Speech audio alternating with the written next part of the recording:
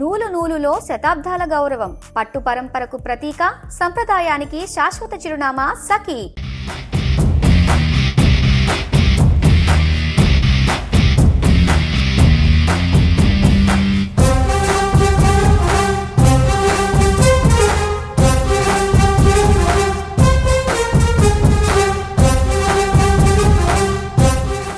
ఇండియాలోనే biggest event పెద్ద pre release event విజయవాడలో జరగబోతోంది. ఇప్పటికే వేలాది మంది మెగా అభిమానులంతా కూడా ఈరోజు సాయంత్రం జరగబోతున్న పెద్ద ఈవెంట్కి రావాలని చూస్తున్నారు. కానీ అందరికీ ఒక జాగ్రత్త, ఎలా పడితే అలా మీరు లోపలికి ఈ ఇందిరాగాంధీ స్టేడియంలోకి రావడానికి లేదు.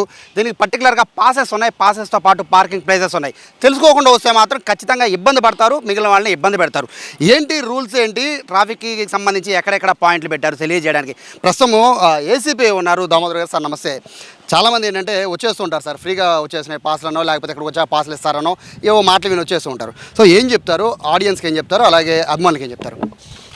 మామూలుగా Ram Charan fans, Chiranjeevi fans, Pawan Kalyan fans అందరూ ఉంటారు కాబట్టి కొద్దిగా ఎక్కువ పబ్లిక్ రావడానికి స్కోప్ ఉంది. దానికి తగ్గట్టు మన స్టేడియంలో ఏంటంటే ఒక 15,000 నుంచి 20,000 వరకు మనకి ఫ్రీగా ఉంటుంది.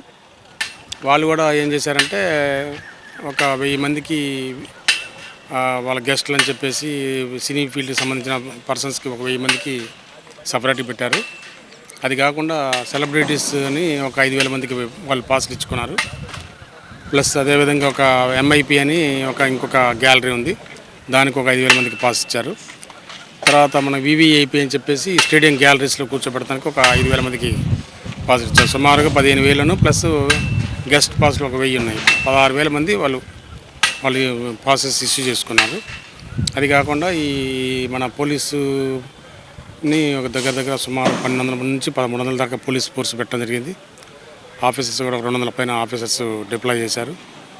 మనకి పార్కింగ్ ప్లేస్ ఒక 20 పార్కింగ్ ప్లేస్ ఐడెంటిఫై చేసి ఏ పాస్ ఉన్న వాళ్ళు ఎక్కడ పార్క్ చేసుకోవాలని కూడా ఆ పార్కింగ్ మన డీసీపీ ట్రాఫిక్ మేడం గారు వాళ్ళ ఆఫీసర్స్ తోటి చెప్పడం జరిగింది. ఇదంతా కూడా సిపి గారు పర్యవేక్షణలో అన్ని కెమెరాస్ 100 కెమెరాలు పెట్టించారు సారు. ఎప్పటికప్పుడు మనం చెక్ చేయడం కమాండ్ కంట్రోల్లో కనెక్టివిటీ చేసి అక్కడ నుంచి చూస్తూ, అదేవిధంగా పాల్కన్ వెహికల్ కూడా ఇక్కడే పెట్టారు సార్ పాల్కన్ వెహికల్లో కూర్చొని దాన్ని అబ్జర్వ్ చేస్తూ మనకి ఎక్కడన్నా ఏదన్నా గేట్స్ దగ్గర కానీ, ఎంట్రీస్ దగ్గర కానీ, లేకపోతే గ్యాలరీస్ కానీ ఎక్కడన్నా కొద్దిగా క్రౌడ్గా ఉంటాం కానీ, గొడవ చేయడం కానీ, ఇబ్బందికరంగా పరిస్థితి ఏమంటే ఇమీడియట్ సెట్ ద్వారా తెలియజేసి దానికి మనం ప్రాబ్లం లేకుండా చేయడం కోసం మానిటర్ చేస్తూ ఉంటారు. అదేవిధంగా మనకి డ్రోన్స్ కూడా పెట్టారు సార్. అదేవిధంగా రోప్లు, బెల్లర్స్, ఇట్లా అన్నీ మనకి టెక్నికల్గా ఏమేమి ఫెసిలిటీస్ ఉపయోగించుకొని మనం ఈ ఈవెంట్ని సక్సెస్ఫుల్ చేయాలో దానికి అన్ని రకాలుగా సార్ ఇచ్చిన ఇన్స్ట్రక్షన్స్ మీద ఆల్ ఆఫీసర్స్ దాని మీద వర్క్ చేస్తూ ఈవెంట్ని సక్సెస్ఫుల్ చేయడానికి మా పోలీస్ తరఫున అందరం కష్టపడి పనిచేస్తాం. యాక్చువల్గా ఇంత పెద్ద ఈవెంట్ జరగడం విజయవాడలో అంటే ఈ మధ్యకాలంలో ఇదే పెద్ద సార్, చాలా పెద్ద ఈవెంట్. ఎందుకంటే మీరు అనుకున్న క్రౌడ్ కన్నా ఎక్కువ రావచ్చు అనేది జరుగుతున్నాయి. సో ఒకవేళ క్రౌడ్ వచ్చే పరిస్థితి ఉంటే మీరేం చెప్తారు? పాసెస్ ఉన్న వాళ్ళేనా, లేకపోతే ఇక్కడికి ఏమైనా ఇన్ఫ్లుయెన్స్ అని, లేకపోతే వాళ్ళు తెలిసి వీళ్ళు తెలిసి వచ్చేవాళ్ళు చాలామంది ఉంటారు, మిగతా వాళ్ళందరికీ కూడా ఇబ్బంది, వాళ్ళకి ఏం చెప్తారు? మ్యాక్సిమం 15 సంవత్సరాల పిల్లల్ని తీసుకురావద్దని చెప్పడం జరిగింది. అదేవిధంగా 50 years పైన ఉన్న ఓల్డ్ ఏజ్ పీపుల్ కూడా రావద్దని చెప్పడం జరుగుతుంది. మెయిన్గా ఏంటంటే మన ఈవెంట్ మన 1,400 మంది కానిస్టేబుల్స్ కాకుండా వాళ్ళు ఒక 200 మంది బౌన్సర్స్ని, అదేవిధంగా రామ్ చరణ్ ఫ్యాన్స్ వాళ్ళని ఒక 200 మందిని మనకి పోలీస్ సపోర్ట్గా వాళ్ళు ఇస్తామని చెప్పారు. ఈవెంట్లో ఎక్కడ కూడా ఇన్సిడెంట్ లేకుండా పీస్ఫుల్గా రన్ చేయడం కోసం ట్రై చేస్తాం. పార్కింగ్ ఒకటి ఉంది సార్ ఇబ్బంది, ఎందుకంటే చాలామంది పార్కింగ్ ప్లేసెస్ దగ్గర కన్ఫ్యూజ్ అవుతున్నారు. అంటే ఎక్కడ పెడితే అక్కడ పెట్టేయచ్చామని ఆలోచనలో ఉన్నారు. పర్టికులర్గా ఏమైనా రూట్ మ్యాప్ ఏమైనా ఉంది సార్, పార్కింగ్ పలానా ప్లేస్లో పెట్టాలని ఏమన్నా? వాళ్ళు parking madam DCP traffic madam గారు క్యూఆర్ కోడ్ ఇచ్చేసి ఈ పాస్ వాళ్ళు ఇక్కడికి వెళ్ళాలా, ఈ పాస్ వాళ్ళకి ఇక్కడ పార్కింగ్ ప్లేసు, ఈ 2 వీలర్స్ ఇక్కడ పెట్టుకోవాలా, ఈ విఐపి గెస్ట్లు ఇక్కడ పెట్టుకోవాలా అని వాళ్ళు క్లియర్గా చెప్పడం జరిగింది. దాని ప్రకారం బందోబస్తు వాళ్ళు కూడా ట్రాఫిక్ వాళ్ళు కూడా పెట్టుకున్నారు. మనకి కూడా ఇక్కడ కటాఫ్లో ఇటు RTA junction, Sikamani centre, red circle, అదేవిధంగా ఇక్కడ కార్వే ఆఫీస్, వెటనరీ జంక్షన్, ఈ 4 కటాఫ్లు పెట్టేసుకుని అక్కడ నుంచి ఎవరు ఏ వెహికల్ వచ్చినా కూడా అక్కడ దిగేసి ఆ నుంచి నడుచుకుంటూ వచ్చేసి ఏ పాసలు ఏ గేట్లోకి వెళ్ళాలి, ఏ ఎంట్రీలోకి వెళ్ళాలనేది మనం చెప్పడం జరిగింది. దాని ప్రకారం వచ్చేసి ఒకవేళ తెలిసి తెలియకపోయినా కూడా ఎవరైనా బై మిస్టేక్ ఒకళ్ళు ఎదురు వచ్చినా కూడా ఆ పాస్ ప్రకారం చూసేసి మనల్ని పోలీసు గైడ్ చేస్తారు. అదేవిధంగా ఈ రామ్ చరణ్ ఫ్యాన్స్ వాళ్ళు కూడా ఆ పక్కన ఉంటారు కూడా వాళ్ళు కూడా గైడ్ చేసి పంపిస్తారు. ఫైనల్గా చెప్పండి సార్, క్యాంపేజ్ అనేది అంటే గతంలో చూసాం ఏ ఈవెంట్ జరిగినా హైదరాబాద్ కొంచెం హడావుడి ఎక్కువ ఉంటుంది.